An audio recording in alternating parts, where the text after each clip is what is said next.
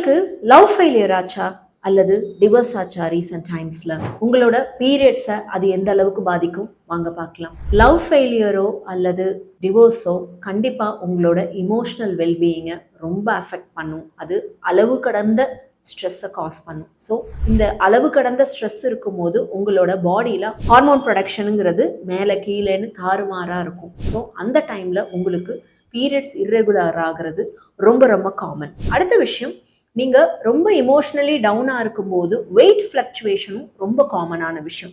நிறைய சாப்பிட்றது அல்லது சாப்பிடாமலே அனரெக்சிக்காக மாறுறது, அந்த விஷயமும் உங்களோட பீரியட்ஸை பாதிக்கும். ஸோ லவ் ஃபெயிலியரோ அல்லது டிவோர்ஸோ அது எண்ட் ஆஃப் லைஃப் கிடையாது. அதர்லேருந்து நீங்கள் மீண்டு வரலாம். அதுக்கு உண்டான கவுன்சிலிங் எடுத்துக்கிறது, ஃப்ரெண்ட்ஸோட டைம் ஸ்பெண்ட் பண்ணுறது, வெயிட் மேனேஜ்மெண்ட் பண்ணுறது, ஒர்க் அவுட் ஸ்டார்ட் பண்ணுறதுன்னு புதுசாக ஏதாவது பண்ணுங்கள். இது போன்ற ஃபேக்ட்ஸ் பற்றி தெரிஞ்சுக்கிறதுக்கு நம்ம பேஜை ஃபாலோ பண்ணுங்கள். நான் டாக்டர் அகிலா திரு. தேங்க்யூ.